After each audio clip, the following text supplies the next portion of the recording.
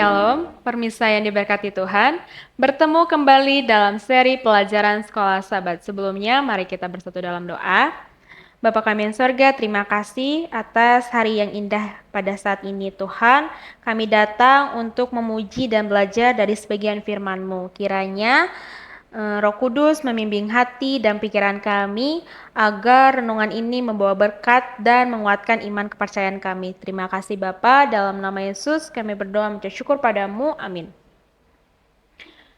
Pelajaran Sekolah Sabat, Senin 11 Agustus 2025 yang berjudul Burung Puyuh dan Mana. Sayangnya, ada pola pemberontakan yang berulang dalam kisah-kisah perjalanan ini. Orang-orang itu terkenal pelupa bahwa tentang Tuhan yang perkasa telah menolong mereka di masa lalu dan bahwa Dia telah menyediakan solusi untuk masalah mereka.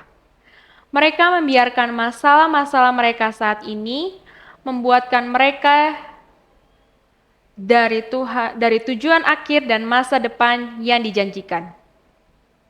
Ini adalah masalah yang umum terjadi bahkan di antara umat Allah saat ini. Bacalah Keluaran 16 ayat 1 sampai 36. Setelah mereka berangkat dari Elim, tibalah segenap jemaah Israel di padang gurun Sin yang terletak di antara Elim dan Gunung Sinai. Pada hari yang kelima belas bulan yang kedua, sejak mereka keluar dari tanah Mesir, di padang gurun itulah bersungut-sungutlah segenap jemaat Israel kepada Musa dan Harun. Dan berkata kepada mereka, kalau kami mati tadinya di tanah Mesir oleh tangan Tuhan, ketika kami duduk menghadapi kuali berisi daging dan makanan roti sampai kenyang, sebab kamu membawa kami keluar ke padang gurun ini untuk membunuh seluruh jemaah ini dengan kelaparan. Lalu berfirmanlah Tuhan kepada Musa, sesungguhnya aku akan menurunkan dari langit hujan roti bagimu. Maka bangsa itu akan keluar dan memungut tiap-tiap hari sebanyak yang perlu untuk sehari. Supaya mereka kucoba apakah mereka hidup menurut hukumku atau tidak. Dan pada hari yang keenam, apabila mereka memasak yang dibawa mereka pulang, maka yang dibawa itu akan terdapat 2 kali lipat banyaknya dari apa yang dipungut perkara sehari-hari. Sesudah itu berkatalah Musa dan Harun kepada seluruh orang Israel,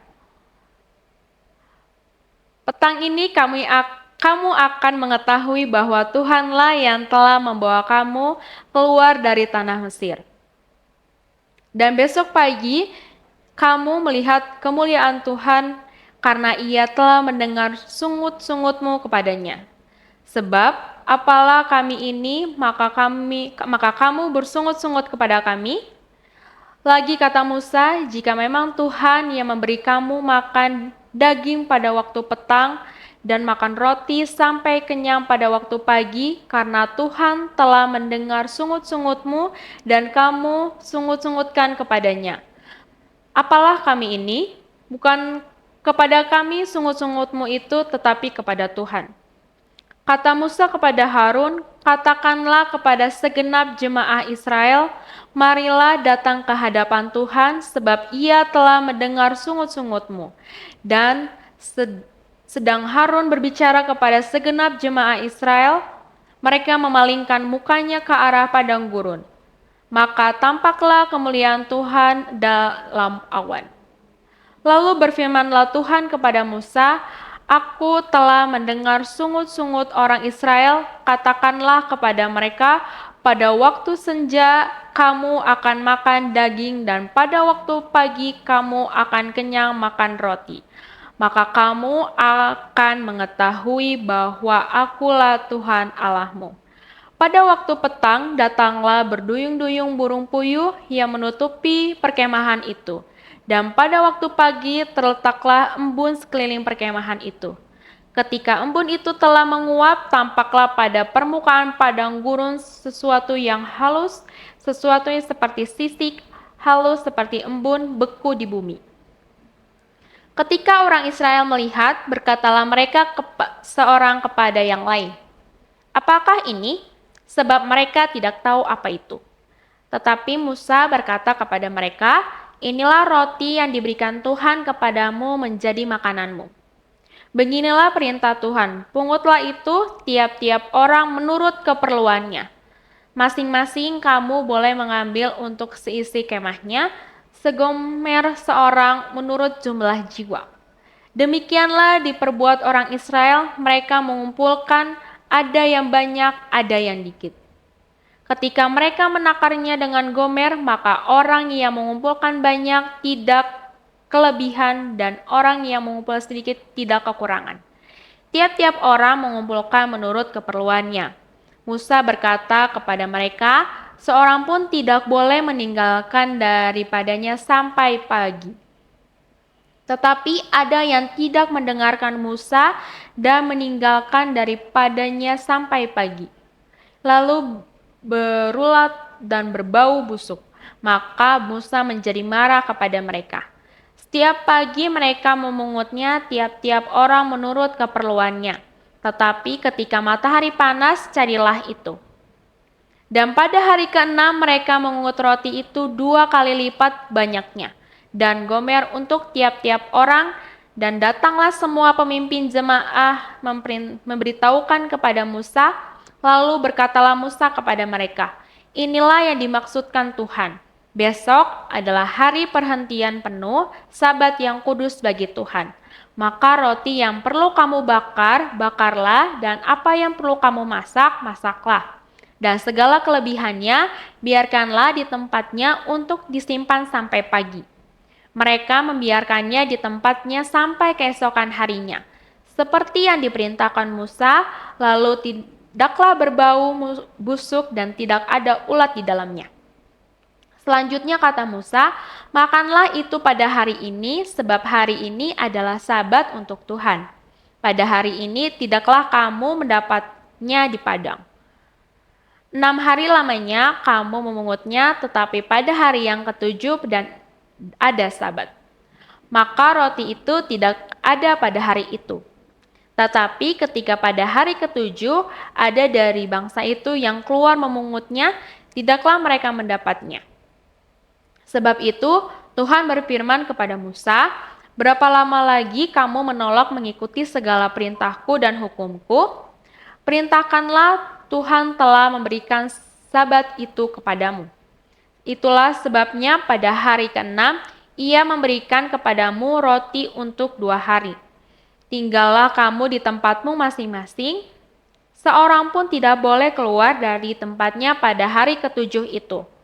Lalu beristirahatlah bangsa itu pada hari ketujuh." Umat Israel menyebutkan namanya manna. Warnanya putih seperti ketumbar dan rasanya seperti rasa kue madu. Musa berkata, "Beginilah perintah Tuhan.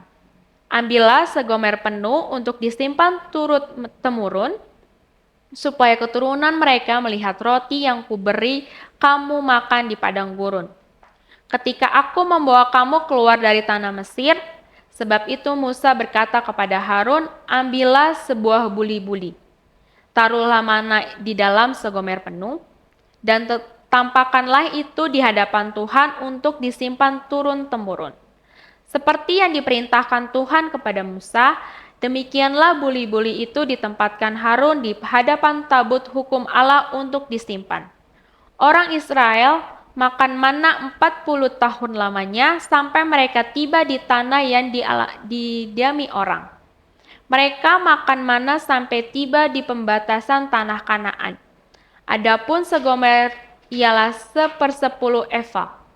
Apakah penyebab orang Israel bersungut-sungut dan apakah yang terjadi selanjutnya? Penting untuk diperhatikan bahwa pencobaan dalam Alkitab seringkali berkaitan dengan makanan. Di Taman Eden, kejatuhan manusia berkaitan dengan makanan buah dari pohon pengetahuan yang baik dan yang jahat, terdapat dalam Kejadian 2 ayat 16 dan 17, Kejadian 3 ayat 1 sampai 6.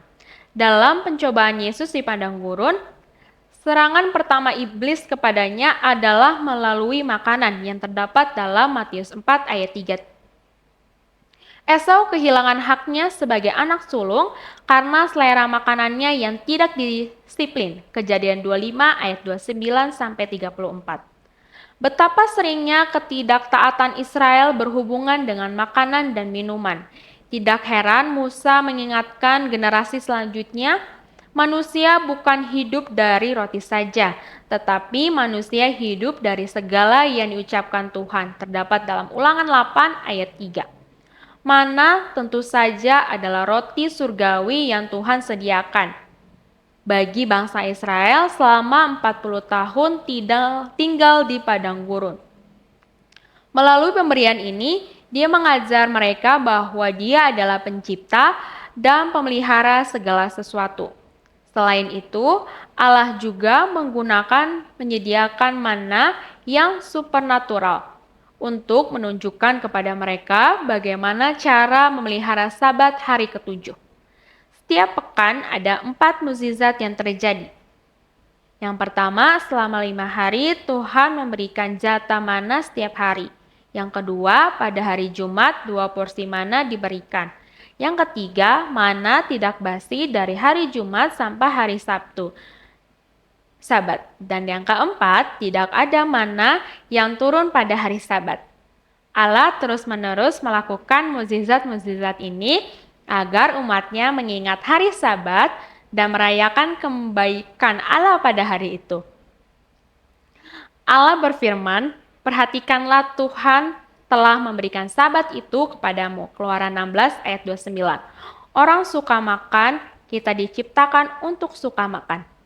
Makanan yang berlimpah, yang tubuh dari tanah, makanan asli kita. Mengungkapkan tidak hanya bahwa Tuhan ingin kita makan, tetapi juga bahwa kita harus menyukai apa yang kita makan. Namun bagaimana mungkin anugerah yang luar biasa ini, yaitu makanan dan kesukaan kita untuk memakannya disalahgunakan? Tuhan memberkati. Mari kita bersatu dalam doa.